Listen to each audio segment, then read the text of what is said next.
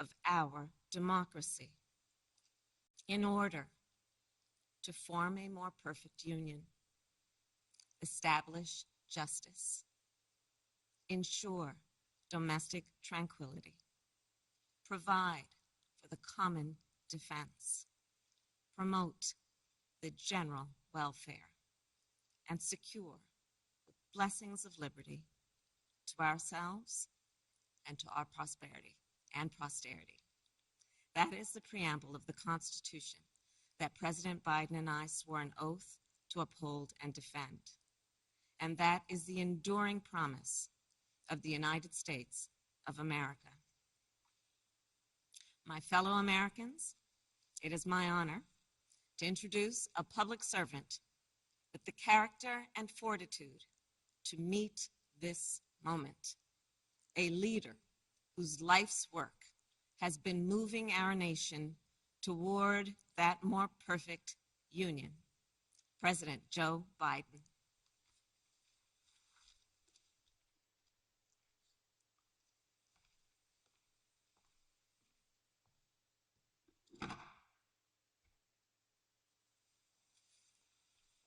Madam Vice President, my fellow Americans, to state the obvious, 1 year ago today, in this sacred place, democracy was attacked, simply attacked.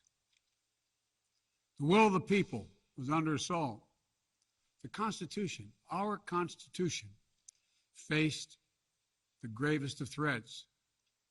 Outnumbered in the face of a brutal attack, the Capitol Police, the D.C. Metropolitan Police Department, the National Guard, and other brave law enforcement officials saved the rule of law. Our democracy held. We, the people, endured. We, the people, prevailed. For the first time in our history, a president had not just lost an election, he tried to prevent the peaceful transfer of power as a violent mob breached the Capitol. But they failed. They failed.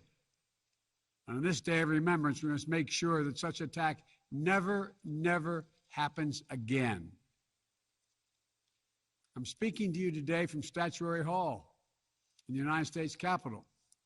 This is where the House of Representatives met for 50 years in the decades leading up to the Civil War. This is on this floor where young Congressman from Illinois, Abraham Lincoln, sat at desk 191. Above him, above us, over that door leading into the rotunda, is a sculpture depicting Cleo, the muse of history. In her hands, an open book in which she records the events taking place in this chamber below. Cleo stood watch over this hall 1 year ago today, as she has for more than 200 years. She recorded what took place, the real history, the real facts, the real truth, the facts and the truth that Vice President Harris just shared, and that you and I and the whole world saw with our own eyes. The Bible tells us that we shall know the truth, and the truth shall make us free. We shall know the truth. Well, here is the God's truth about January 6, 2021. Close your eyes. Go back to that day. What do you see? Rioters rampaging, waving for the first time inside this Capitol Confederate flag that symbolized the cause to destroy America, to rip us apart. Even during the Civil War, that never, ever happened. But it happened here in 2021. What else do you see? A mob breaking windows, kicking in doors, breaching the Capitol. American flags on poles being used as weapons, as spears. Fire extinguishers being thrown at the heads of police officers. A crowd that professes their love for law enforcement assaulted those police officers. dragged them, sprayed them, stomped on them. Over 140 police officers were injured. We all heard the police officers who were there that day testify to what happened. One officer called it, quote, a medieval battle, and that he was more afraid that day than he was fighting the war in Iraq. They've repeatedly asked since that day, how dare anyone diminish, belittle, or deny the hell they were put through? We saw with our own eyes. Rioters menaced these halls, threatening the life of the Speaker of the House, literally erecting gallows to hang the Vice President of the United States of America. But what did we not see? We didn't see a former president who had just rallied the mob to attack, sitting in the private dining room off the Oval Office in the White House, watching it all on television and doing nothing for hours as police were assaulted, lives at risk, the nation's capital under siege. This wasn't a group of tourists. This was an armed insurrection. They weren't looking to uphold the will of the people. They were looking to deny the will of the people. They weren't looking to uphold a free and fair election. They were looking to overturn one. They weren't looking to save the cause of America. They were looking to subvert the Constitution. This isn't about being bogged down in the past. This is about making sure the past isn't buried. That's the only way forward. That's what great nations do. They don't bury the truth. They face up to it. Sounds like hyperbole, but that's the truth. They face up to it. We are a great nation. My fellow Americans, in life there's truth, and tragically there are lies. Lies conceived and spread for profit and power. We must be absolutely clear about what is true and what is a lie. And here's the truth. The former President of the United States of America has created and spread a web of lies about the 2020 election.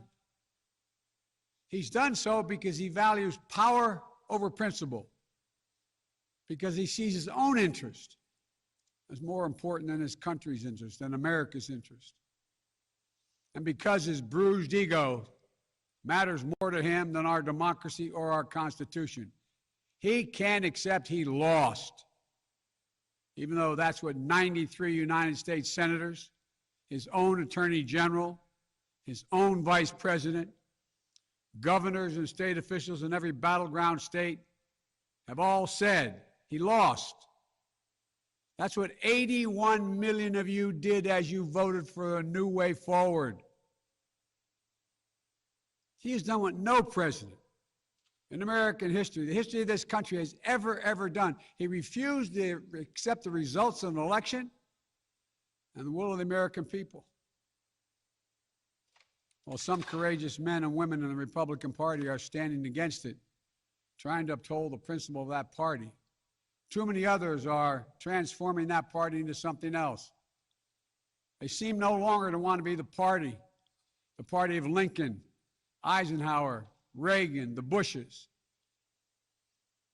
But whatever my other disagreements are with Republicans who support the rule of law and not the rule of a single man, I will always seek to work together with them to find shared solutions where possible.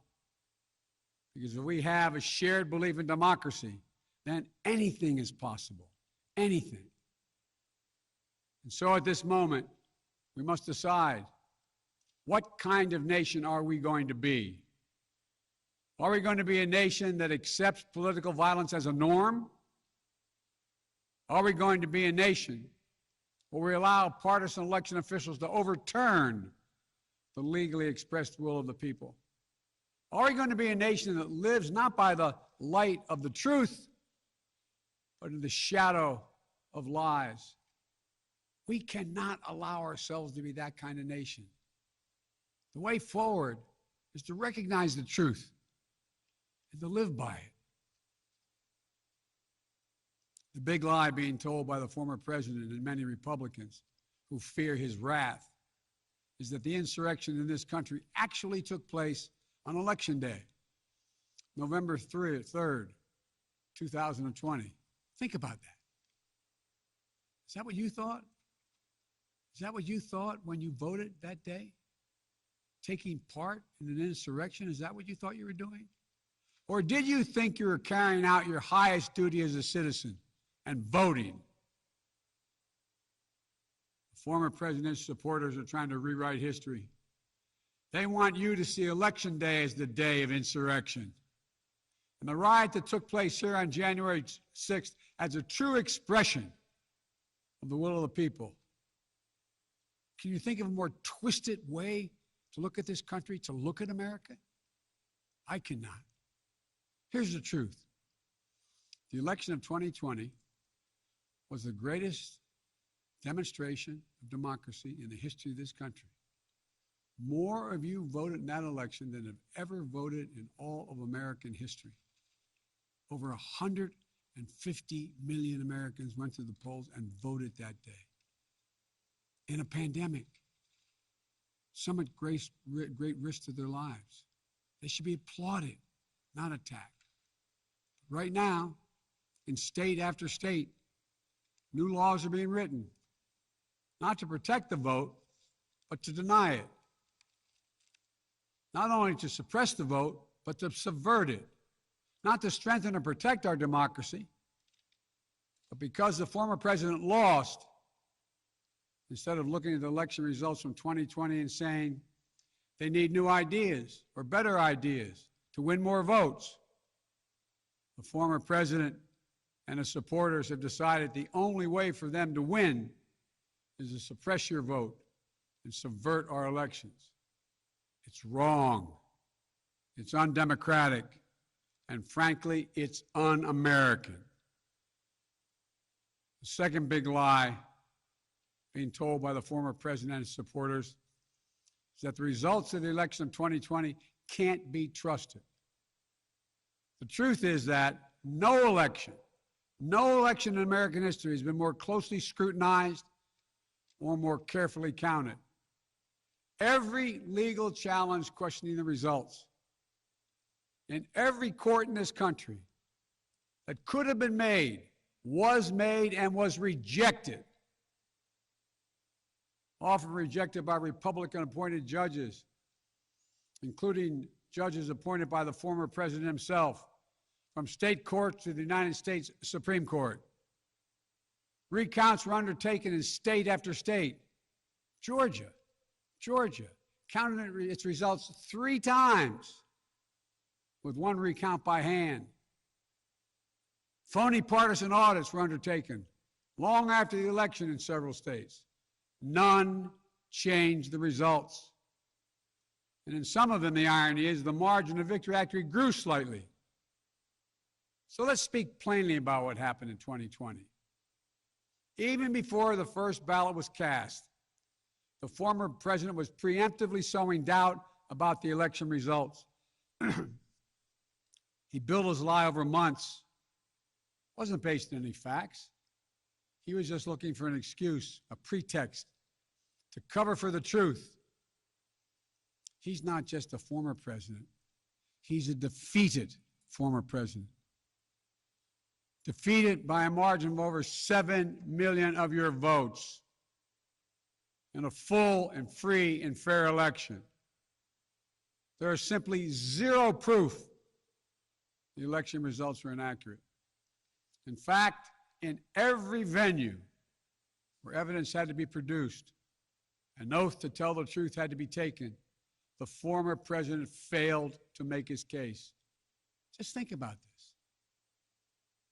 The former president and his supporters have never been able to explain how they accept as accurate the other election results that took place on November 3rd. The elections for governor, United States Senate, House of Representatives. elections which they closed the gap in the House. They challenged none of that. The president's name was first. Then we went down the line. Governors, senators, House representatives. Somehow those results are accurate on the same ballot. But the presidential race was flawed. And on the same ballot, the same day, cast by the same voters, the only difference, the former president didn't lose those races. He just lost the one that was his own. Finally, the third big lie being told by a former president and his supporters is that the mob who sought to impose their will through violence are the nation's true patriots. Is that what you thought when you looked at the mob ransacking the Capitol, destroying property, literally defecating in the hallways, rifling through the desks of senators and representatives, hunting down members of Congress? Patriots? Not in my view. To me, the true patriots were the more than 150 Americans who peacefully expressed their vote at the ballot box. The election workers who protected the integrity of the vote. And the heroes who defended this Capitol. You can't love your country only when you win. You can't obey the law only when it's convenient. You can't be patriotic when you embrace and enable lies. Those who stormed this Capitol, and those who instigated and incited, and those who called on them to do so, held a dagger at the throat of America, at American democracy. They didn't come here out of patriotism or principle. They came here in rage, not in service of America, but rather in service of one man. Those who incited the mob, the real plotters who were desperate to deny the certification of this election, defy the will of the voters. But their plot was foiled. Congressmen, Democrats, and Republicans stayed. Senators, representatives, staff, they finished their work the Constitution demanded.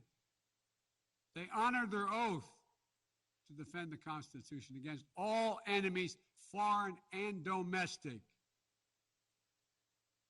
Look, folks, now it's up to all of us, to we the people, to stand for the rule of law, to preserve the flame of democracy, to keep the promise of America alive. That promise is at risk, targeted by the forces that value brute strength over the sanctity of democracy, fear over hope, personal gain over public good. Make no mistake about it, we're living at an inflection point in history, both at home and abroad. We're engaged anew in a struggle between democracy and autocracy, between the aspirations of the many and the greed of the few, between the people's right of self-determination and the self-seeking autocrat. From China to Russia and beyond, they're betting that democracy's days are numbered. They actually told me democracy is too slow, too bogged down by division to succeed in today's rapidly changing, complicated world. And they're betting. They're betting America will become more like them and less like us. They're betting that America is a place for the autocrat, the dictator, the strongman. I do not believe that. That is not who we are. That is not who we have ever been. And that is not who we should ever, ever be. Our founding fathers, as imperfect as they were, set in motion an experiment that changed the world, literally changed the world. Here in America, the people would rule. Power would be transferred peacefully, never at the tip of a spear or the barrel of a gun. They committed to paper an idea that they couldn't live up to, but an idea that couldn't be constrained. Yes, in America, all people are created equal. We reject the view that if you succeed, I fail. If you get ahead, I fall behind. If I hold you down, I somehow lift myself up. The former president who lies about this election and the mob that attacked this Capitol could not be further away from the core American values. They want to rule, or they will ruin. Ruin what our country fought for at Lexington and Concord, at Gettysburg and Omaha Beach, Seneca Falls, Selma, Alabama. What we were fighting for? The right to vote, the right to govern ourselves, the right to determine our own destiny. With rights come responsibilities. Responsibility to see each other as neighbors. Maybe we disagree with that neighbor, but they're not an adversary. Responsibility to accept defeat. Then get back in the arena and try again the next time to make your case. Responsibility to see that America is an idea. An idea requires vigilant stewardship. As we stand here today, 1 year since January 6, 2021, the lies that drove the anger and madness we saw in this place, they have not abated. So we have to be firm, resolute, and unyielding in our defense of the right to vote and to have that vote counted. Some have already made the ultimate sacrifice in this sacred effort. Jill and I have mourned police officers in this Capitol Rotunda not once but twice in the wake of January 6th. Once to honor Officer Brian Sicknick, who lost his life the day after the attack, and the second time to honor Officer Billy Evans, who lost his life defending this Capitol as well. We think about the others who lost their lives and were injured, and everyone living with the trauma of that day, from those defending this Capitol, to members of Congress in both parties and their staffs, to reporters, cafeteria workers, custodial workers, and their families. Don't kid yourself. The pain and scars from that day run deep. I've said it many times, and it's no more true or real than we think about the events of January 6th. We are in a battle for the soul of America. A battle that by the grace of God and the goodness and greatness of this nation, we will win. Believe me, I know how difficult democracy is, and I'm crystal clear about the threats America faces. But I also know that our darkest days can lead to light and hope. From the death and destruction, as the Vice President referenced in Pearl Harbor, came the triumph over the forces of fascism. From the brutality of Bloody Sunday on the Edmund Pettus Bridge came historic voting rights legislation. So now let's step up, write the next chapter in American history, where January 6th marks not the end of democracy, but the beginning of a renaissance of liberty and fair play. I did not seek this fight brought to this Capitol 1 year ago today, but I will not shrink from it either. I will stand in this breach. I will defend this nation, and I will allow no one to place a dagger at the throat of democracy. We will make sure the will of the people is heard, that the ballot prevails, not violence, that authority in this nation will always be peacefully transferred. I believe the power of the presidency and the purpose is to unite this nation, not divide it, to lift us up, not tear us apart. It's about us, not about me. Deep in the heart of America burns a flame, lit almost 250 years ago, of liberty, freedom, and equality. This is not a land of kings or dictators or autocrats. We're a nation of laws, of order, not chaos, of peace, not violence. Here in America, the people rule through the ballot, and their will prevails.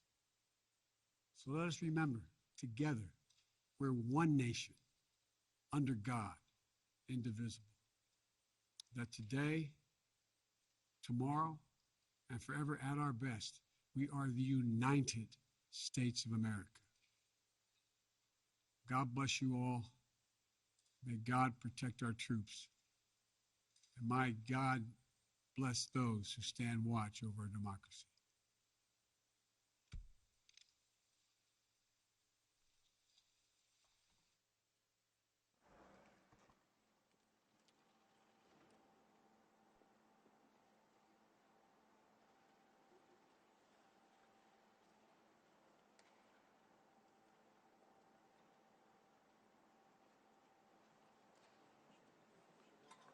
All right, Paul. You come this way, guys. Come out. Sir, yes, sir. All right, see you guys. Matt. See you, Matt. Thanks. Good seeing you. Thank you, guys. Thank you.